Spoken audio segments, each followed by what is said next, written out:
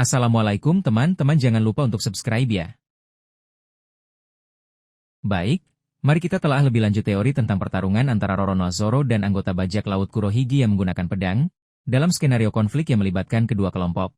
Konteks potensi konflik dengan bajak laut Kurohige. Bajak laut Kurohige, di bawah kepemimpinan Marshal D. Teach, telah menjadi salah satu kekuatan paling berbahaya dan berpengaruh di dunia One Piece. Dengan ambisi besar dan kemampuan mencuri kekuatan buah iblis, mereka berpotensi menjadi salah satu musuh utama bajak laut topi jerami dalam perebutan One Piece atau dalam konfrontasi yang lebih luas yang melibatkan pemerintah dunia. Jika kedua kelompok terlibat dalam konflik yang sama, mungkin perang melawan pemerintah dunia atau perebutan wilayah, bentrokan antara anggota terkuat kru masing-masing sangat mungkin terjadi. Potensi pendekar pedang di bajak laut Kurohige. Meskipun komposisi kru bajak laut Kurohige belum sepenuhnya terungkap, ada beberapa alasan mengapa mungkin ada anggota mereka yang merupakan pendekar pedang tangguh. Kebutuhan akan penyeimbang kekuatan. Setiap kru Yonko biasanya memiliki anggota-anggota kuat yang setara dengan komandan divisi. Jika bajak laut Kurohige ingin menantang kru topi jerami secara langsung, mereka kemungkinan memiliki petarung jarak dekat yang mumpuni untuk menghadapi Zoro. Karakter dengan siluet atau petunjuk yang belum terungkap, beberapa anggota bajak laut Kurohige yang baru direkrut setelah tim Escape masih misterius. Bukan tidak mungkin salah satunya adalah pendekar pedang dengan kemampuan unik. Kekuatan buah iblis yang kompatibel dengan pedang. Anggota bajak laut Kurohige dikenal memiliki kekuatan buah iblis yang tidak biasa. Mungkin ada anggota yang memiliki buah iblis yang meningkatkan kemampuan berpedang mereka dengan cara yang unik dan berbahaya. Skenario pertarungan, bentrokan langsung antara kru.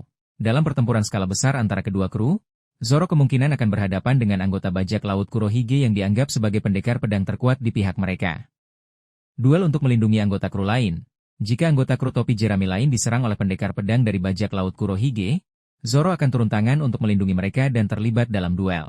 Pertarungan untuk memperebutkan tujuan tertentu, kedua pendekar pedang mungkin akan bertarung untuk mengamankan atau menghancurkan objek atau lokasi penting dalam konflik yang sedang berlangsung. Konfrontasi yang dipicu oleh rivalitas, mungkin ada semacam persaingan atau penghinaan yang terjadi antara Zoro dan pendekar pedang dari bajak laut Kurohige yang memicu pertarungan pribadi. Signifikansi pertarungan, menguji kemampuan Zoro melawan kekuatan yang tidak konvensional. Anggota bajak laut Kurohige dikenal dengan kekuatan buah iblis mereka yang aneh dan kuat. Bertarung melawan pendekar pedang dengan kekuatan buah iblis yang unik akan menjadi tantangan baru bagi Zoro. Menunjukkan kedalaman kekuatan bajak laut Kurohige, pertarungan ini akan memberikan gambaran lebih jelas tentang seberapa kuat dan beragam anggota kru Kurohige. Langkah lebih dekat ke tujuan Zoro, mengalahkan pendekar pedang tangguh dari kru Yonko seperti Kurohige akan menjadi pencapaian signifikan bagi Zoro dalam perjalanannya menjadi yang terkuat. Implikasi bagi konflik yang lebih besar. Hasil dari pertarungan ini dapat mempengaruhi jalannya konflik antara kedua kelompok bajak laut. Kesimpulan teori. Pertarungan antara Zoro dan anggota bajak laut Kurohige yang menggunakan pedang adalah skenario yang menarik dan memiliki potensi untuk menampilkan pertarungan pendekar pedang dengan gaya yang berbeda, terutama jika anggota Kurohige tersebut memiliki kekuatan buah iblis yang unik. Pertarungan ini akan menjadi ujian bagi kemampuan adaptasi Zoro dan semakin memperjelas posisi kedua kru dalam perebutan kekuatan di era baru.